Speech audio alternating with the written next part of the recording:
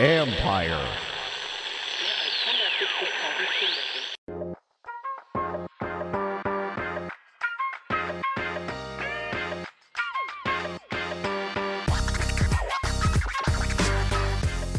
Welcome to Inside the Cap. I'm your host, Joel Corey. You can find me on Twitter at CoreyJoel. That's CorryJoel. You can also read my regular CBSSports.com column, Agent's Take on NFL salary cap and contract matters. Today we're going to focus on the major piece of business that the New York Jets have to take care of before training camp opens in late July. The Jets are officially ended their off-season workout program on Friday after canceling what was supposed to be the 3-day mandatory minicamp held on Tuesday, Wednesday, and Thursday, the 13th through the 15th. Well, there are actually two major pieces of business that the Jets are expected to take care of before the start of training camp in late July. One is signing Quentin Williams to a contract extension. That's not what we're going to talk about today. The other is doing something about Aaron Rodgers' contract. Now, as we all know, Aaron Rodgers was traded from the Green Bay Packers to the New York Jets, along with Rodgers and a 2023 fifth-round pick, went to the Jets right before late April's draft for a 2023 second-round pick, a 2023 sixth-round pick, a conditional 2024 second-round pick, and they swapped first-round picks.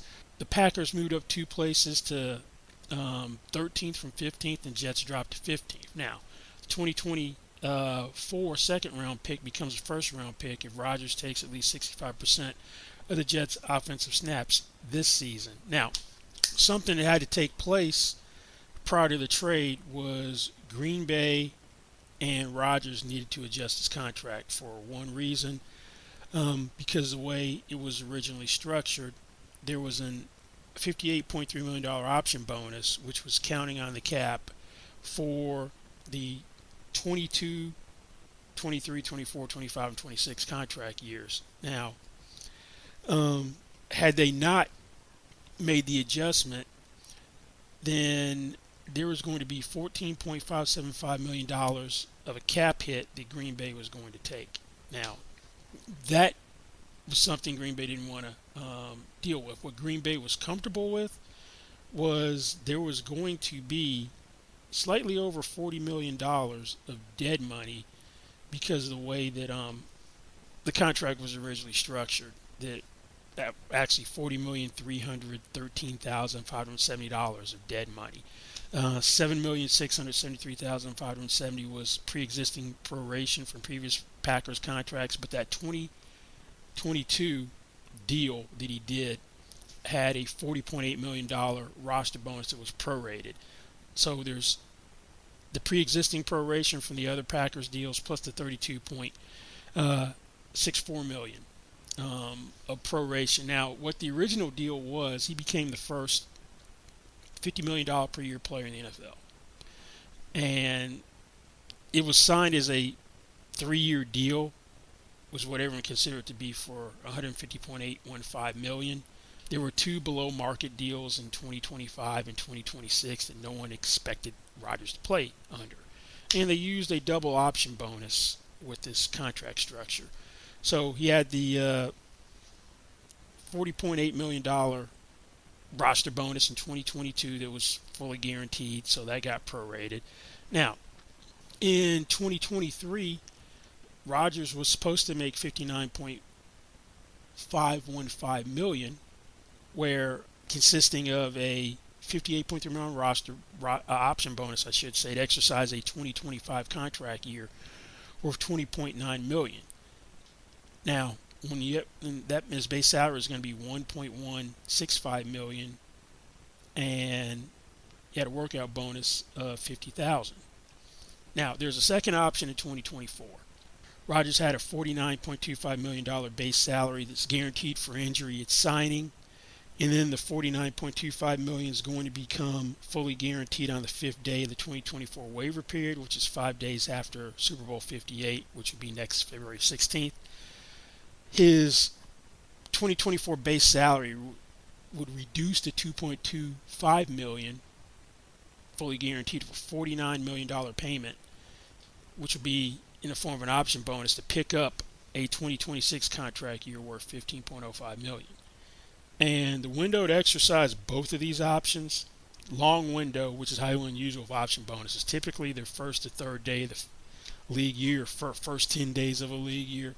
But the option for 2023 was the first day of the 2023 league year to a day before Green Bay's first regular season game. Same window for the 2024 option. First day of the 2024 league year until a day before Green Bay's first regular season game in 2024. Now, Joe Douglas, the general manager for the Jets, said in recent appearance on PFT-PM, Pro Football Talk PM, that the Jets were renegotiating Rodgers' contract. Now, he didn't know exactly what was going to happen when the the Packers were reworking things with Rodgers' contract, but certainly wasn't he didn't expect what happened to happen. He said, "We knew at the end of the trade that Aaron and Green Bay needed to work some things out. We didn't know the exact ramifications," Douglas said. "It was just important to us that the cap number wasn't going to go higher than it was at the time we agreed to it. We didn't know that it was actually going to go down to the minimum, so when they redid the deal, we saw the new number. We knew that. We saw that it was low for this year. We're still working on restructuring aspects of the deal as we speak, but we feel we're in a really good place." Now, the adjusted deal, it was pretty surprising. As I said, Green Bay renounced the rights to the option, so they don't have the $14.57 million cap hit. As I've said, they have a salary cap charge, or what we call dead money, which is a salary cap charge for a player no longer on the roster, of $40,313,570, which to date is the second largest amount of dead money in NFL history for a single year. So now, what Rodgers' contract looks like is that right now his 2023 compensation is a fully guaranteed $1.165 million base salary and the $50,000 workout bonus. So he's currently counting on the Jets salary cap at $1.215 million. Now, Rodgers is scheduled to make $107.6 million in 2024. His 2024 compensation now is $107.55 million in base salary and a $50,000 workout bonus. The two below market years, 2025 and 2026, were deleted when the options were taken out of the deal. So there's no 2024 option anymore. And he's only under contract 2023 and 2024. $58.3 million of his 2024 base salary is fully guaranteed. I would be shocked if Aaron Rodgers played this entire season for basically league minimum plus a workout bonus. So the biggest unexpected change outside of shifting all the money around was that he gave up the 2024 guarantee. There have been reports that all $107.55 million of base salary is guaranteed. That is wrong. I've looked at the contract. The only guarantee is the $58.3 million from 2024. That's the only guarantee left. That is surprising because that hasn't been something you would ever expect Aaron Rodgers to do, is to give up a guarantee. He had $49.25 million, which was guaranteed for injury in 2024. That's gone. And it was going to become fully guaranteed February 16th, 5 days after the Super Bowl. That was going to put tremendous pressure on the Jets, make this contract onerous for the Jets. He gave it up. Now, it does kind of remind me of something Tom Brady did, not to this magnitude, but every time I've seen a high-profile quarterback give up any type of guarantee was Tom Brady in the end of the 2014 regular seaon, he gave up his skill guarantees for 2015, 16, and 17 for his base salaries. And the injury guarantees remained intact. Rodgers didn't even do that. He didn't leave the injury guarantee intact. And what Brady got in exchange was he had $1 million to add each of those base salaries. So right now, the Jets, according to NFLPA data, are sitting on $24,646,922 of cap space.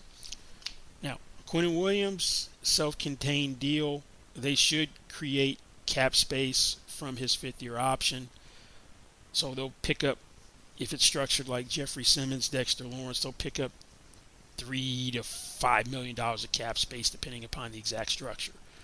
They're going to have to use some cap space on Rodgers. Now, what Joe Douglas was saying, that what they were originally expecting was pretty much the deal to remain intact.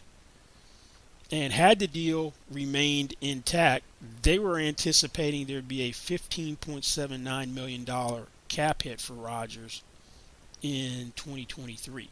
The $58.3 million option bonus proration, because you'd be prorating that, the proration would run through 2026, 2023 through 2026. He'd have the base salary that he does have and the workout bonus. That's where you get the $15.79 million. His 2024, 25, and 26 cap numbers were going to be $32,541,666, and that's 2023. 2024 was going to be $51,141,166, and then 2026 would have been $45,291,668. Now, $668, I should say. Now, it seems like they were comfortable having a $15.79 million cap hit. They, right now, shade under $25 million. We'll get a little more from Quinnen Williams. They'll still be in fairly decent shape cap-wise if they did contract restoration with Rodgers. Now, we'll get in that in a minute, but one thing Rodgers said when he was traded was he didn't anticipate this being a one-and-done. He had perfect attendance at OTAs this year, which is something that, even though he did have a minor calf injury, and this is someone who didn't show up at Green Bay at anything that was voluntary for the most part in the latter stages of his tenure there. And by all accounts, he's been fully invested and engaged, where he's hopping around to different position meetings, giving players pop quizzes, that they're in the honeymoon phase. New York. And this won't be a one and done if Rodgers feels this good about everything. Says this is the most fun he's had in years. That as long as he still feels that way, this is going to be more than a one-year adventure. But the easiest thing to do would be just to restore the contract in some way, shape, or form. That is, use the framework of the original deal, and you take that $58.3 million option bonus and you turn it into a fully guaranteed roster bonus, so it gets prorated. Now, he's only under contract through 2024. You're not going to add any new money to it, potentially. You go back to what he was supposed to make in 2024. He was supposed to make $49.25 million between his base salary and the option bonus, plus another $50,000 and a workout bonus. So that's what you would restore. So you get him back to what he was supposed to make this year. Now, you can't just prorate $58.3 million over 2 years. Wouldn't work from a cap standpoint for Green Bay. So you're going to have to add voiding dummy years to this deal in order for it to work. Now, you could add, I'm assuming you'd add voiding dummy years and not real years. You could do a realistic salary in 2026 instead, in 2025 instead. But you could have 3 voiding dummy years, 2025 through 2027. And you could take the $58.3 million fully guaranteed roster bonus that gets prorated. And then you'd have that on the cap at $11.66 million for each of those 5 years. Now, Rodgers is going to want it as fully guaranteed roster bonus, not a signing bonus. Since he's a year-to-year proposition at this point in his career, he's going to turn 40 in December. If it's a roster bonus, then the money is his free and clear after the 2023 league year for any type of contract breach, including retirement. That's why it was a roster bonus in the Green Bay deal he signed in March 2022.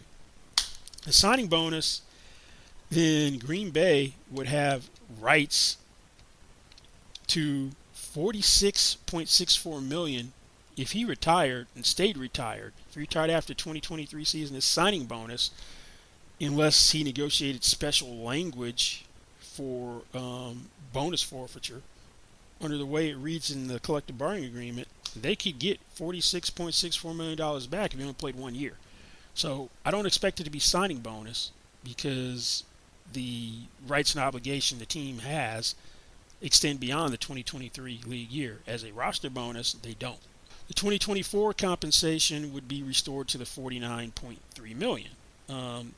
Question is, just to be on the safe side, even though we're in the honeymoon phase, seems great with him, you might want to stick that second option back in place pretty much the way it was, where you'd have the $47 million option bonus, the $2.25 million base salary, keep the $50,000 workout bonus.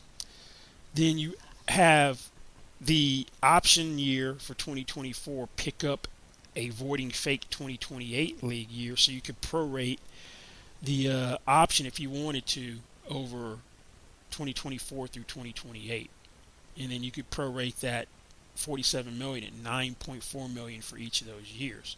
Now, the Jets can easily handle an additional $11.66 million added to his current salary cap charge because they've got enough. The biggest drawback to taking this approach will be the dead money that there would be if Rodgers is one and done. You'll have $46.64 million in dead money for him to play one season. Now, and if you do it this way and he plays 2 seasons, because of all the bonus proration with the option bonus, you'd have $72.58 million of dead money that would have to be accounted for.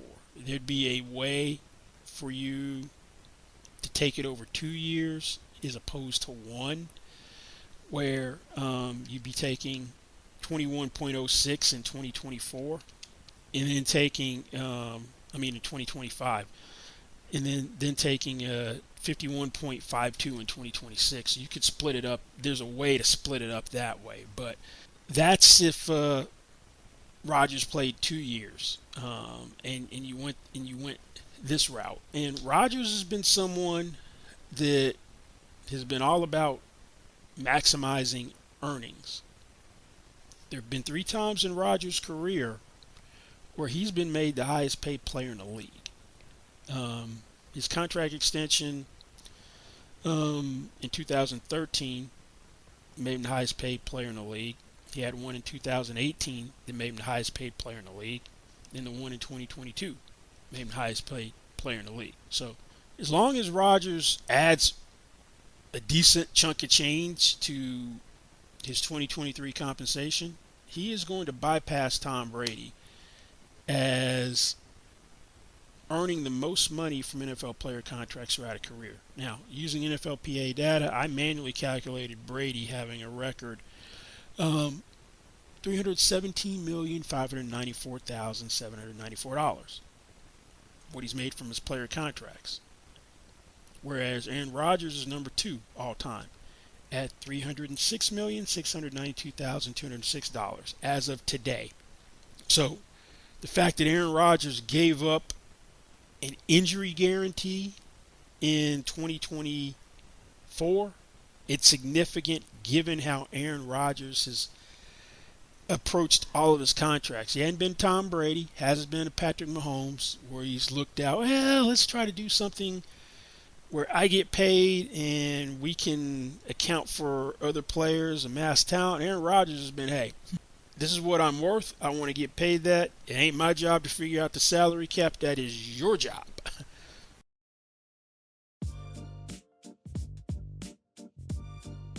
Now, Rodgers' track record does not suggest he's going to cut the Jets any slack in reworking his contract.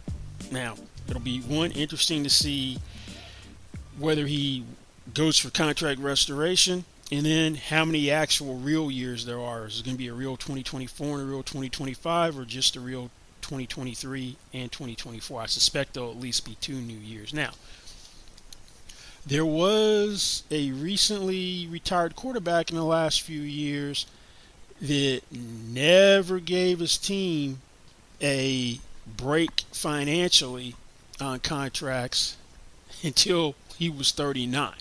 Drew Brees with the Saints drove a hard bargain in every contract negotiation he had until he turned 39. In 2018, man, he had leverage that he chose not to use. That instead of using other teams, drive up what the price could be to go back to the Saints, he didn't do that. He just decided, I'm going to sign a 2-year deal with the Saints for $50 million, averaging $25 million per year, $27 million fully guaranteed. At the time, made him the 7th highest paid player in the league. When Brees he was the first $20 million per year player in the NFL. In 2012, he became that. Then his next contract extension made him the 2nd highest paid player in the league, or 3rd at $24 million per year. So, became the 7th highest paid player. And then the final contract he signed during his 20-year career in the NFL as a 41-year-old in 2020, no raise. $50 million over 2 years. At that time, Brees, along with Brady and Phillip Rivers, were tied as the league's 16th highest paid player by average yearly salary, $25 million per year. Now, Brees, 39, first time he cuts Saints any type of slack or gives them a financial break in a contract. Rodgers, pushing 40, could decide to go that route. Brees, 7th in average. Now, there's still going to be some changes to the quarterback market, I suspect, before the end of the offseason, or before the regular season starts.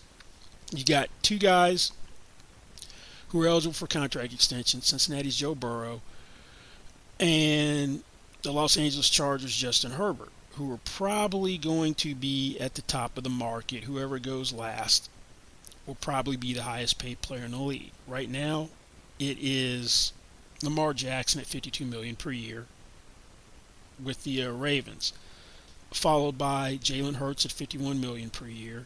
Then you have Russell Wilson at $49 million per year. Those are the top 3. 4 and 5 right now are Kyler Murray at $46.1 million per year, and you've got Deshaun Watson at $46 million per year. Then you've got Patrick Mahomes at $45 million per year. Those are top 6.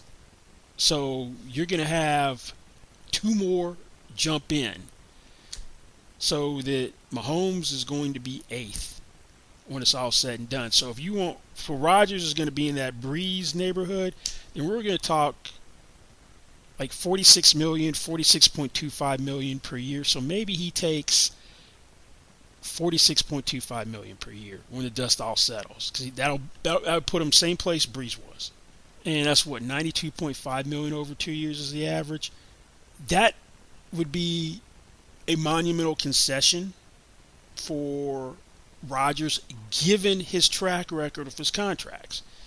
He's not Tom Brady. He's never been Tom Brady. Some people say he's never been Tom Brady on the field, even though he's more talented, gifted from a physical standpoint, because Brady's got more rings than anybody else as a quarterback, and Aaron Rodgers is sitting on 1. But that would be a monumental concession for Aaron Rodgers to go that route. Really do it? I don't know. Will be something else, but contract restoration, easiest thing you could do. Cutting some sort of slack, the Jets some sort of slack financially, wouldn't rule it out. Probably wants another ring for his legacy, and to do it for another team can rub that in Green Bay's face, that it was them and their inability to build a proper team around me, not me. And that may be more of a motivation than money, given that he's going to be the highest paid player of all time in terms of career earnings, at least when he retires. There are going to be other quarterbacks that pass him, but he'll overtake Brady this year if they stick a decent amount of money in his 2023 compensation back in. Now, something's probably going to get done before the start of training camp, so I'd look for that. And how it's structured will be very interesting. Well, that's going to be it for this week's Inside the Cap. Don't forget, you can find me on Twitter at Corey Joel. That is CORRYJOEL. You can also read my regular CBSSports.com column, Agent's Take on NFL salary cap and contract matters as well. Thank you for listening, and we'll see you back here next time. Goodbye.